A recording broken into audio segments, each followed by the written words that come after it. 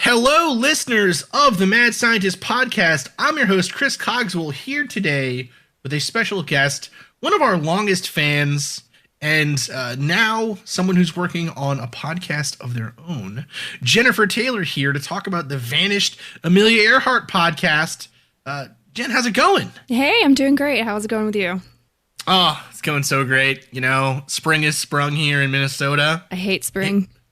Why? Spring is so good. Spring is the worst. It's allergies for days.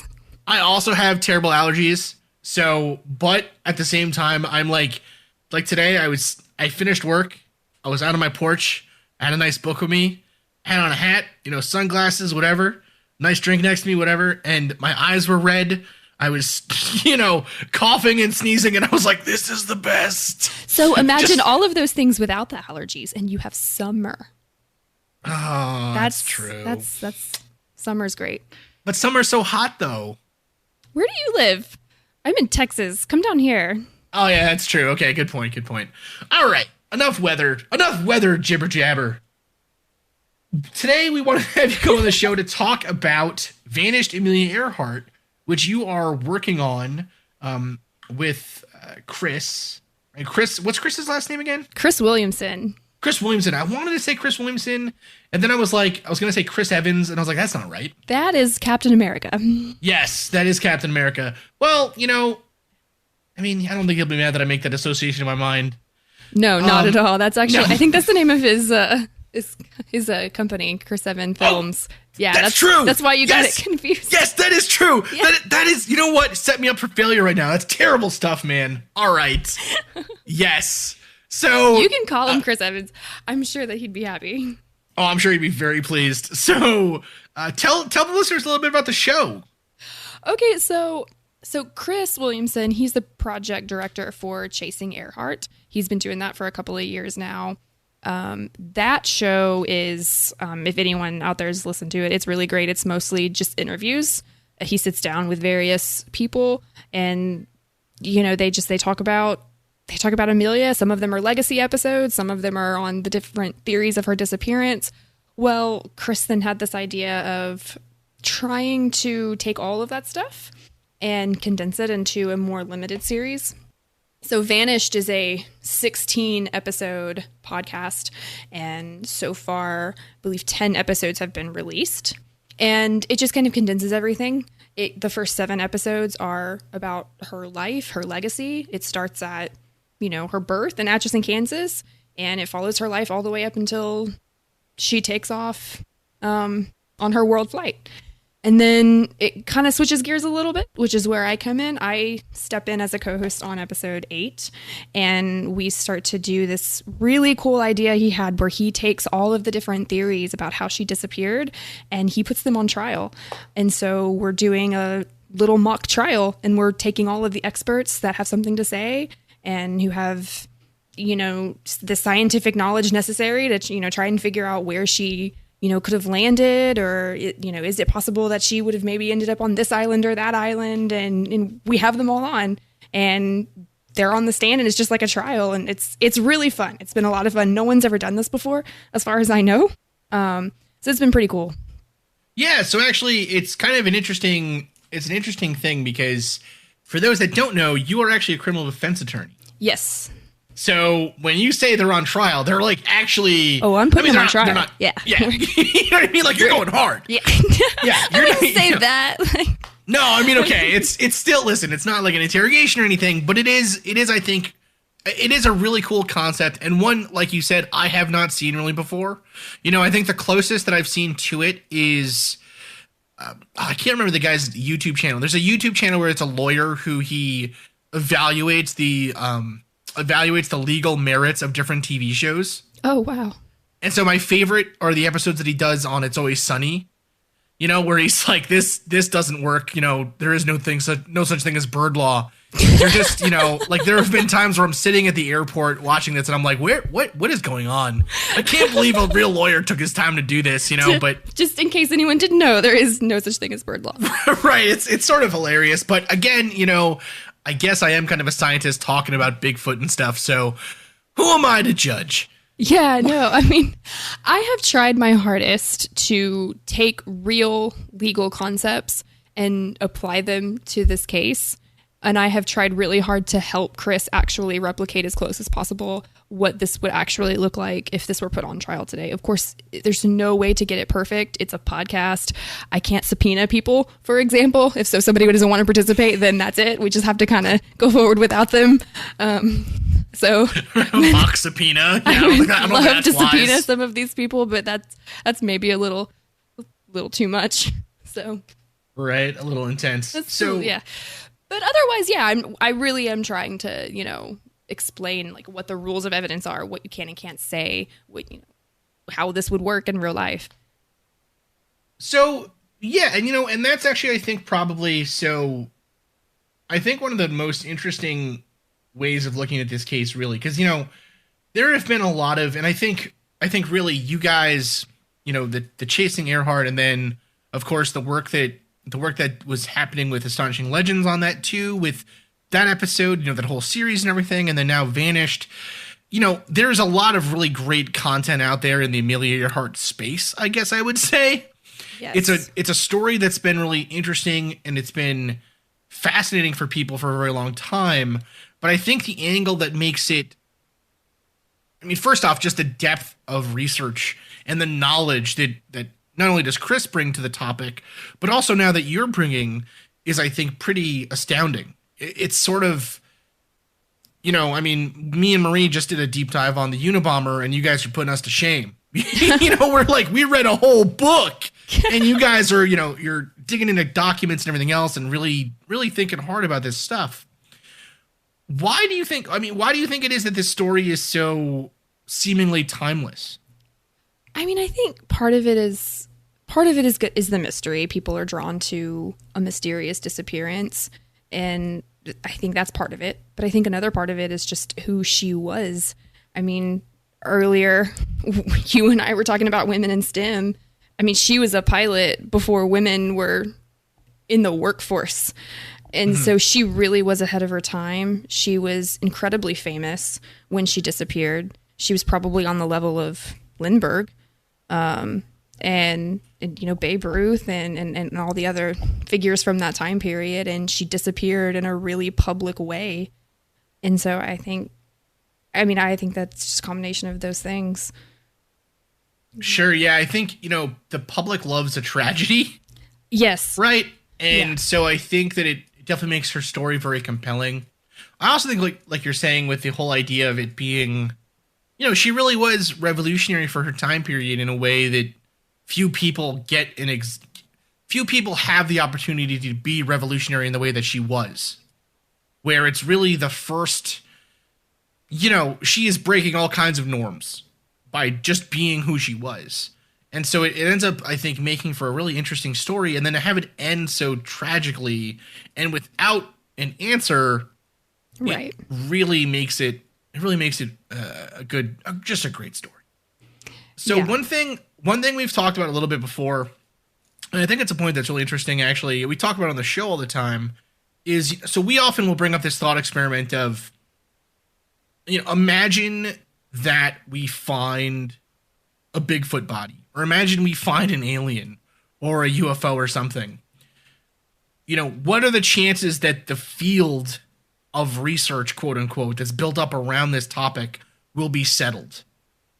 What's the chances if aliens come down and say, hey, we're here, we look like this, we're the only ones out there that we've ever found, crazy that you guys are sentient too. What are the chances that, the folks on Ancient Aliens, or, people that believe in blue avians or reptiles or any of that other kind of junk, what are the chances that they're going to be like, oh, we were wrong, you guys are right? I think there's a better chance that, the kind of the joke that we go back to is, if the government came out and said that aliens exist, there would be half of the UFO field that would say, this is just a deception by the government, that aliens don't really exist. They just want a conspiracy to latch onto. Do you think that this is a field, this is a subject where there's so many theories and things, and, I think it's probably, if you want to know more about the theories, listeners, go listen to the show, because it's really good. But do you think that this is a field where things will ever be settled in that way. Like if they find a plane, forget a body even, if they just find a plane that they can definitively say, this is Amelia's plane, do you think it'll end the speculation, or do you think the speculation will just kind of scatter? It'll just change form? I think that the speculation will scatter. I think you're 100% right. I think that, first of all, there's going to be a huge group of people. There's a lot of people out there that will never believe that the plane has been found until they see a serial number. And even then, there will be people that say that it's fake. I personally believe that. I think that there are people out there that are 100% reasonable and would be 100% willing to say, oh, okay, I was wrong. I do think those people exist, but by and large, I do not think that that's what we see today in this field. I think it's been so long and people have invested so much of their time and sometimes so much of their money that I don't think that some of these people would ever be able to bring themselves to say, no, I wasted all of that time, and the lore surrounding her is so widespread now that even if you find the plane and we can all 100%, like, it would be completely unreasonable to disagree that that is her plane and it is in, a certain location, there's still going to be the stories. People are still going to find, oh, the Japanese put that there, I mean, there's always going to be those people. And I don't think that there's necessarily anything wrong with that. I know others disagree, but yeah, I don't think that the mystery is ever going to be solved. And that's, I think, actually one of the most frustrating things for people with these sorts of topics. I know it's true for me too. I think about that stupid hole on Oak Island. These people just, oh my goodness. They've destroyed that hole so much. If there's anything down there, they're not going to find it now. Oh my goodness. It's ridiculous. It's the world's most explored hole. Full of nothing. Wow, Chris. Yeah. I don't get, I guess, with those things, right? So if they do find the plane, if they do find, a serial number, anything else like that, whatever, I guess kind of because I agree with you. I don't think either. And I think kind of my question sort of alluded to that I don't really think that's the way it'll go. I don't think that anyone will ever, say, oh, we were wrong. I think just like with the UFO thing or the UFO topic, I think once a single mystery is solved, it's kind of like a Hydra, another 7 smaller, dumber theories come out. I guess like the Hydra's head's or the brain getting shrunk every time it gets chopped in half or something. I don't know where that illusion is going to, but you know what I mean, right? Yeah. Like, the government has a UFO and then it gets chopped in half and it becomes, no, we were the UFOs all along, or, whatever. But that's another point though that I think is kind of interesting, because in some ways the Amelia Earhart story, because it deals with a physical person, that, no one doubts that Amelia Earhart existed in the first place, right? Yeah, of course. Everyone, at least not anyone that you guys are seriously giving consideration to, right? Because I would 100% guarantee you there is someone out there that would say something like that. Oh, there's definitely a blog spot out there that's, there's definitely a podcast on that we are just, we are just pissing off right now. But I think because it is a historical mystery as opposed to, say, one of these more esoteric, quote unquote, mysteries. Yeah. I think that people take it a little bit more seriously. And because of that, I think we assume that the kind of rules that we see are true in these other fields, like that the mystery never gets solved. It just changes form. Like that, it all kind of comes down to, a deeper misunderstanding or a deeper distrust in our society, as opposed to anything specific about this case. I think the Amelia Earhart story has really managed to stay out of that. But I wonder, I actually wonder once a definitive answer is put forward, or one that is accepted by, let's say, the public, if not the community at large, I wonder if the theories aren't going to get more wacky. Do you know what I mean? Just like it's happened in other fields. I mean, I think that sounds reasonable to me, because at some point, whenever I say no one can reasonably dispute something, that of course does not mean that the unreasonable. Right. Well, that right. doesn't account for that. Right. The action word there, reasonable is up for debate a little bit. Right. Yeah. So yeah, that's the challenge there, right? With all these things.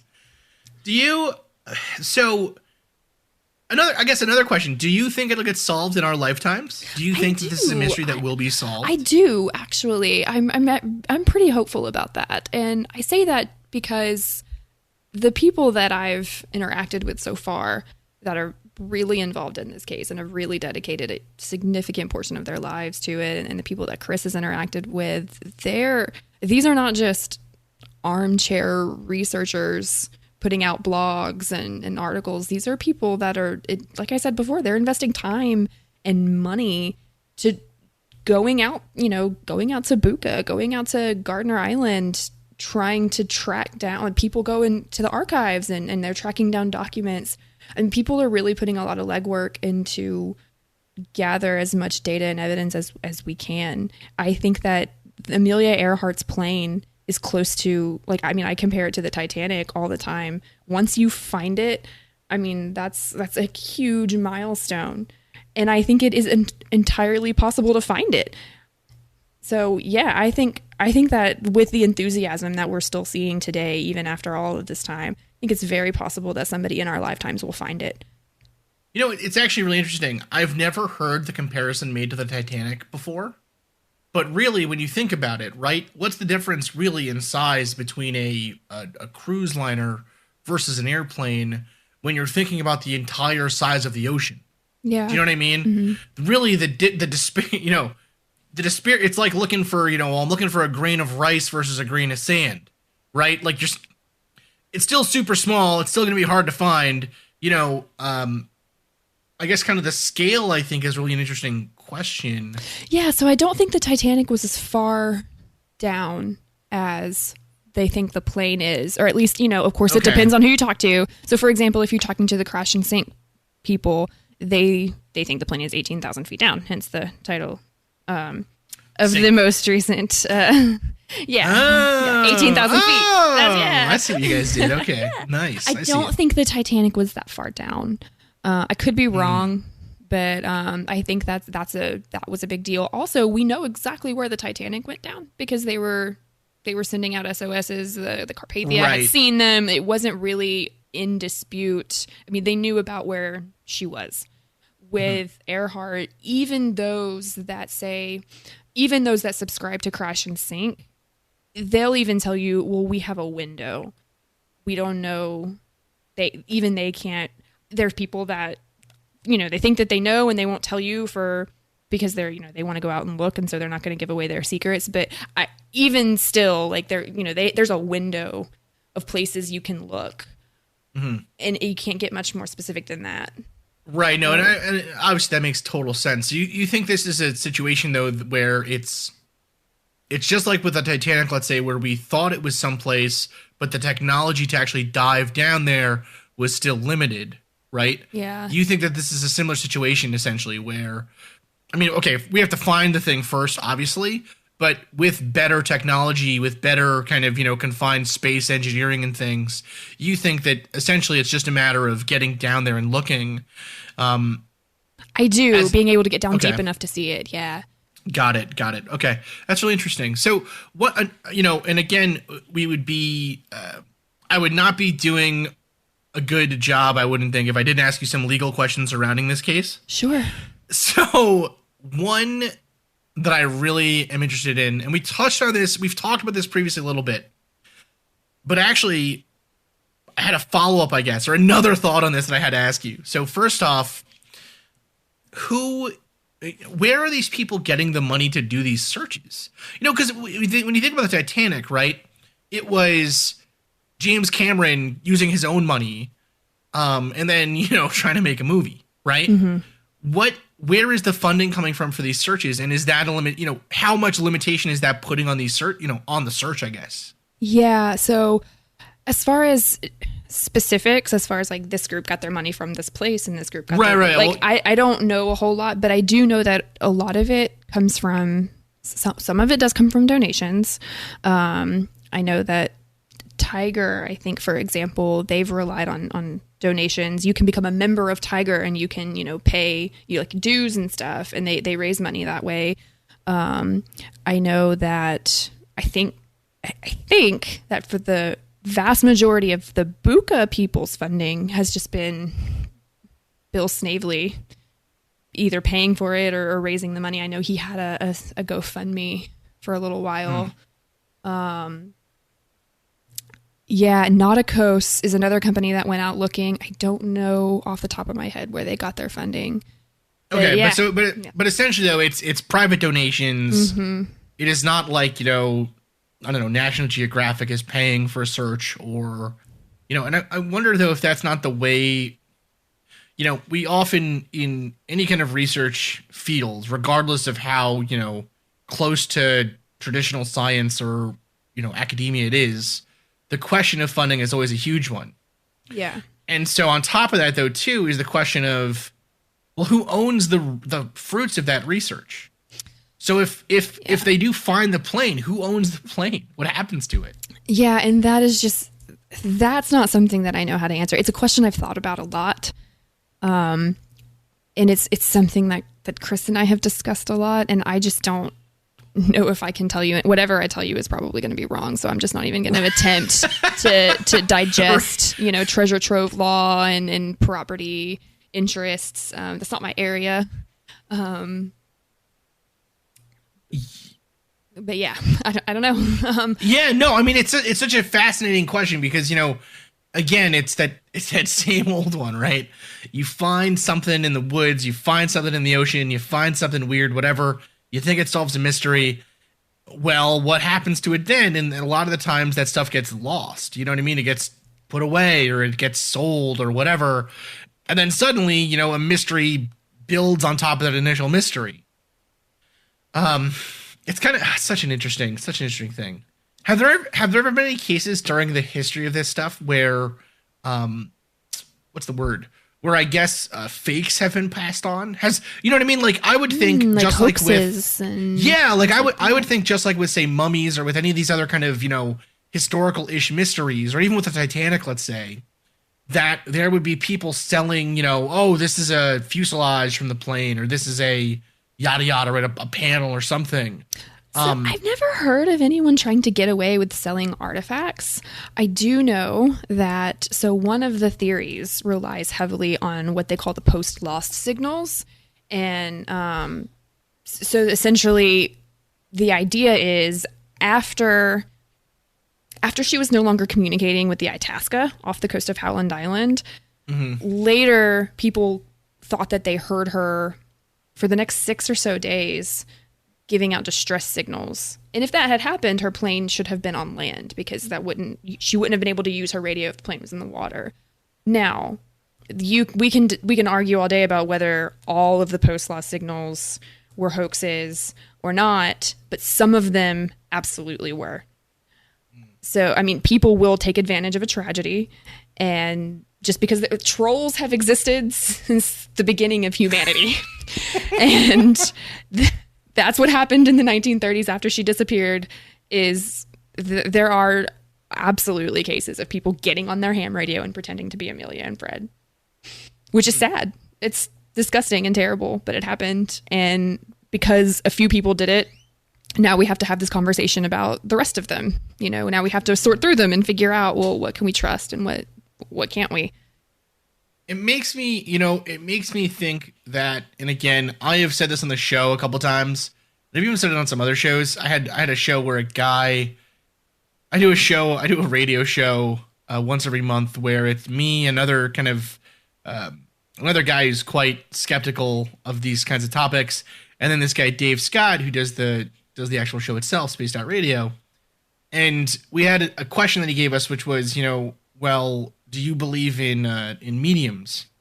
And I said, of course I don't, obviously, for obvious reasons.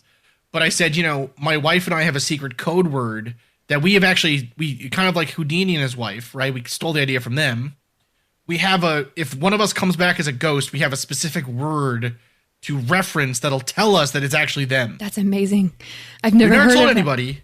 We've never told anybody what the word is, but if a psychic ever comes to me and tells me the word, I'm going to be blown away. You know what I mean? I'll be like, "Oh my God, you're coming with the lotto office." You know, we're going horse betting. I wonder, do pilots have anything like that or I guess, so I would wonder if there wasn't like a telltale sign from Amelia, you know, I don't know, bananas, you know what I mean? Like, I don't know. It seems so interesting that there wouldn't be, cause she was famous, but it's not like fame today where, you know, you're on TV constantly and people can always look you up on YouTube and everything about your life is well known.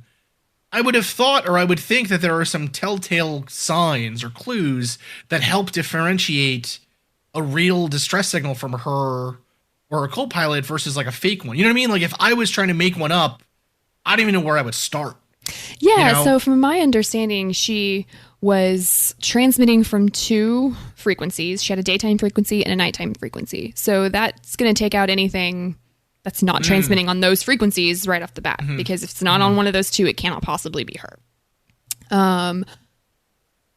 There are, and I'm trying to learn as much as I can about the post-loss signals, but I'm still a little, like, I'm still getting lost a little bit. I understand, yeah. My understanding is that not only would it have been impossible for her to transmit on any other signal, but my understanding is that it was also illegal for anyone else to transmit on their signals. And I don't know the logistics behind how something like that would have been set up, but my understanding from reading the research and the papers put out by Tiger was that she had her designated frequencies and no one else was supposed to be using them.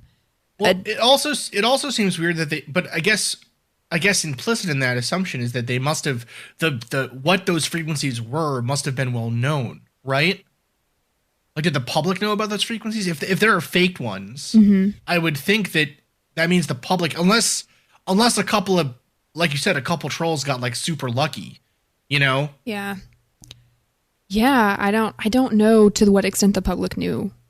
Interesting. Exactly. Okay. Well, that's a question for Chris. I was going to say I'll have to listen deep the next. I'll have to listen deep when you get into those signals, because it's very fascinating, I think. So, if you had to, I guess, if you had I don't know, $100,000 to spend.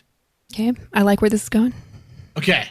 Now, not like, don't spend it on like... I can't pay off my student loans. No, not at all. No, of course not. Are you kidding me? Not until I do.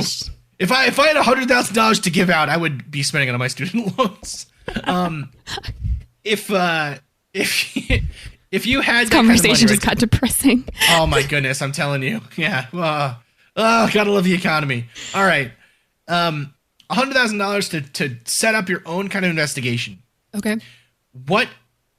What theory do you think? Okay, I have two ways of asking this, I guess. The first one would be, where would you go look? That's question 1. Where would you go look? So that's question 1. Go ahead. I want to ask question 2 because I don't want to get confusing.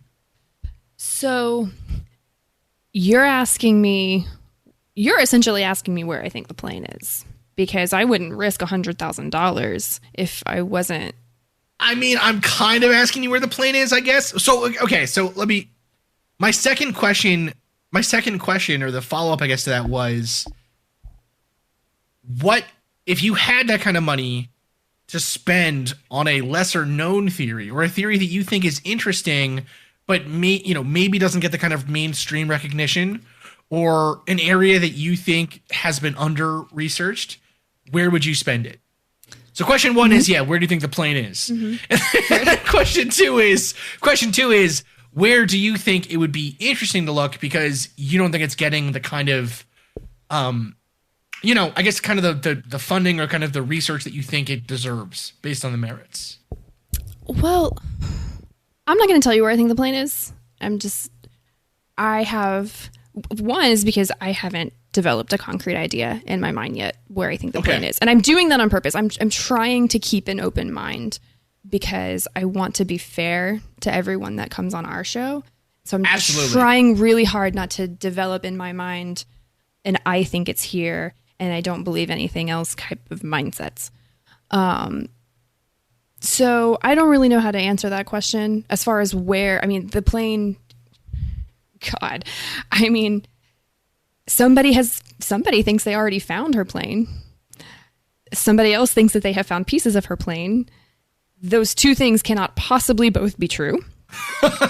So I would... Ipso facto. Right, yeah. Yeah, the two guys that both think they're Jesus. Well, there's no way. Okay. Yeah, and I think that it's not that... See, so many people, it's not that they think that they know where they're going to find the plane. There are people saying, no, we have found it.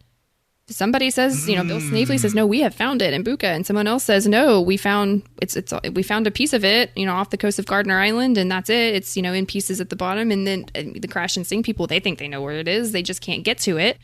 So I don't know if I would necessarily, I don't know if I would necessarily try to invest in trying to locate it as much as I would want to invest in trying to help someone else prove that what they found is the real deal. Got it. Okay. No, that I think is a super valid, that's something that we always try to say here, right? Is with these kinds of fields or whatever, like the difference between science and a non-science or a good faith effort to investigate versus a non-good faith effort is removing bad theories. If, like you said, these two things cannot possibly be true simultaneously. So one of them is more likely, one of them is less. Spend the money to see which one is more likely. Yeah. I think that's a perfectly reasonable place to go for it. Find something that is disprovable and then work to disprove it. Exactly. Absolutely, right? I mean, it's, yes. Good. Oh, man, this is great. Should have been a scientist, man. I was going to say, I don't know if it's law school or the podcast that's helping you with the scientific Definitely mindset. The podcast. 100%. Good stuff. I'm very excited. All you. I'm very excited to hear that. All right. Let's say... So the episodes are going to go, like you said, did you say 18 episodes? 16, I think. 16 episodes. Okay, but I 16 think that episodes. might be up for, that's not set in stone. Okay. So there's a little bit of wiggle room there on the 16 episodes.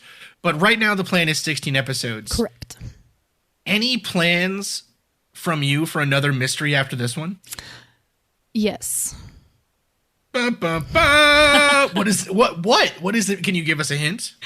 I cannot, but I can tell you. I can tell you that we have decided where we want to go next. There will be a season 2, and cool. We've already decided where we want to go with it, but I'm not going to tell you what it is. Very cool. Okay, well, I like that. That's a mystery on its own. I want to say too, for the record, I think that you're not telling me where you think the plane is, so I don't go out there and find it myself. That's it. Which I'm a little upset about. Two, I guess the final thing, or one of the big, I guess, overarching questions I've always had on this is if people, besides, and again, I cannot reiterate this enough, listeners. Chasing Earhart and then Vanished are great resources. They are really kind of. If you wanted a definitive take on the subject and the story and where it stands today, this is where I would start. It's honestly, it's one of the reasons that we haven't even we haven't even thought of tackling the story, because we're just like, there's so much other great stuff out there on this that, like what else could we possibly add to this story? If people wanted to get started in doing this kind of research, or if people wanted to just learn more about the story, besides your shows, where would you suggest people look? What books, documentaries, other shows? Like what stuff do you think is really the highest kind of, I guess, or the most bang for their informational buck? Sure. That's kind of a difficult question, because no matter where you go, the person that's putting the information out there they've got their own kind of idea about what happened. Mm-hmm. And people are not very good at being like, this is my theory. They're going to be like, this is what happened. She's on this island. She's an old lady. Right. Yeah. Okay. I get it. So you got to be careful about that. Tiger's website, and that's TIGHAR. Their website has a lot of really good data. They've done a lot of research. They put out a lot of really good articles and blogs. all supporting the Nikamororo Gardner Island theory. So you can get a ton of information there. Dr. Tom King has written a couple, he's I think written like 2 or 3 really good books on Gardner Island theory, if that's what you're interested in. If you're interested in Buka, Bill Snavely has a book that I would recommend. That's really good. Okay. I would recommend The Sound of Wings by Mary Lovell. That's a really good book as well. That one was recommended to me by those who subscribe to Crash and Sync. So just keep that in mind. Japanese capture, Reddit. I mean, I'm being unfair. There's so much information on that one. I would people have blogs. That one off the top of my head, I can't give the best book. I might have to get in touch with Chris and maybe I can email you later. But that one, for the most part, I have been on various blogs and forums trying to get information on that one. Okay. And that, to my understanding, that's a more recent theory too, right? Or it's one that's gotten more prominence recently. I think that one's been around for a while because I really think all the way back to the liberation of Saipan. I think I really think that one goes all the way back. It's the Irene Bolam one that came out much more recently. And that one, I can tell you exactly what website to go look at for Irene Bolam, but I want to get it. And that's the one where, for listeners that don't know, so Irene Bolam, she was basically a random lady that this author said she's Amelia Earhart, and then she sued the pants off. Yeah, basically. So the guy who has done the most work, I'm not going to say that because I don't want to step on anybody's toes, but there's the best website on that theory is called irene-amelia.com. That's if you want to see all the stuff out there on that theory, that's where you should go for that. That website is run by Swindell is the last name of that guy. Cool. You can find all that stuff kind of conglomerated all right there. Todd Swindell, that's his name. Awesome. Good stuff. Well, thank you so much for coming on here to talk about this with me. Thank you for having me. No worries. Listeners, again, the show is called Vanished Amelia Earhart. You can also check out Chasing Earhart. Jen, thanks so much for coming on. And anything else you wanted listeners to know? Any other websites or things that they should look out for? I mean, go subscribe to the Vanished Amelia Earhart podcast. Go check out the Chasing Earhart website. You can get updates there. Yeah, I guess that's about it. Great. Okay. Well, thank you so much. And dear listeners, we'll be back soon with our next full episode. Thank you again, dear listeners, for listening to the Mad Scientist podcast. I have been your host, Chris Cogswell, joined by my co-host, Marie Mayhew. If you'd like to contact the show, please send us an email at themadscientistpodcast@gmail.com. That's all one word. You can also follow us on Twitter at Mad Scientist Pod or at Team Giant Squid for Marie. And of course, you can see us on Facebook, on Instagram, and all over the internet as the Mad Scientist Podcast. And again, our logo is the one with the pumpkin head, so it's easy to see. Mm-hmm. If you've enjoyed the show tonight, please consider supporting us on Patreon, where the money that you give to us will help us to promote this show further, to make it better, and just to spend more time making it. Because we love doing that. We do love doing that. Our logo was designed by Carrie Shaheen. Our web design is done by Desdemona Howard. Woohoo! And our sound design is done by Jake Cardinal. Thanks again for listening. Thank you. This has been a Damn It Chippy production.